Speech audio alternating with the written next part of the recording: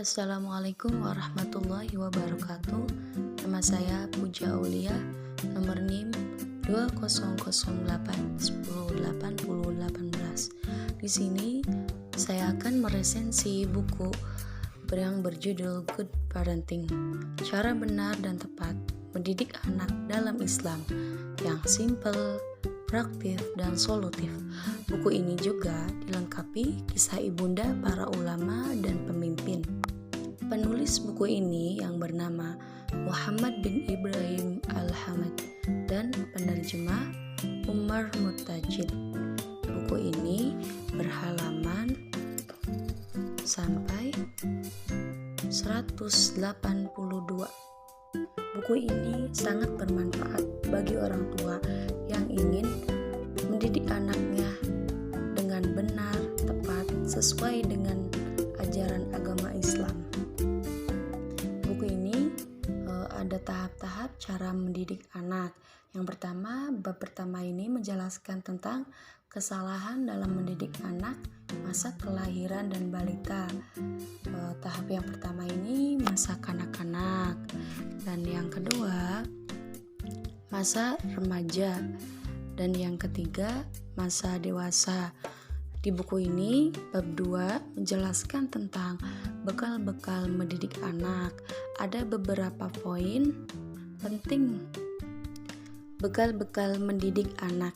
Ada 5 poin yang harus kita pahami untuk bekal-bekal mendidik anak. Yang pertama, pendidikan iman.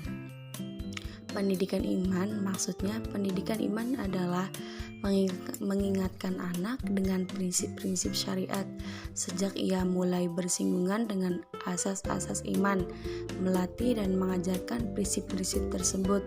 Jadi pendidikan iman yang pertama ini, kita sebagai orang tua harus mengenalkan keimanan anak. Contohnya misalkan cinta kepada Allah dan cinta kepada Rasul-Rasul Allah. Kita tanamkan gitu kepada diri anak. Kedua, pendidikan akhlak. Pendidikan akhlak adalah serangkaian prinsip-prinsip akhlak dan perilaku yang harus diterima dan dijadikan kebiasaan sejak usia dini. Yang kedua ini pendidikan akhlak ya. Jadi kita sebagai orang tua harus bisa menanamkan akhlak dari anak usia dini supaya anak sudah terbiasa saat dewasa nanti.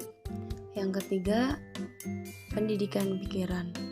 Orang tua berkewajiban menjelaskan pemikiran yang benar dan mana yang keliru.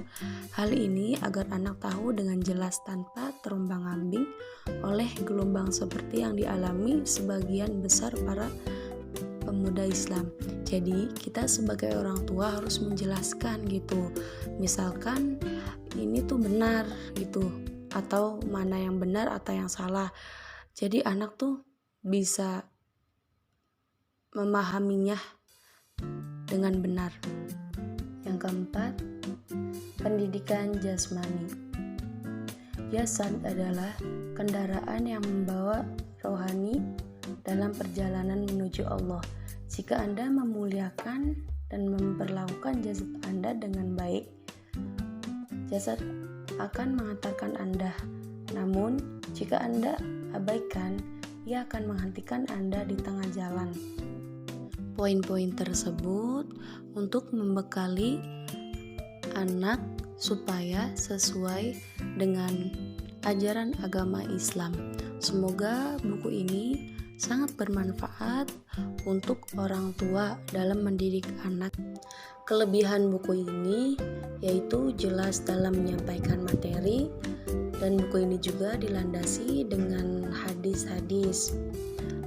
Adapun kekurangannya, ada kata-kata yang sulit dipahami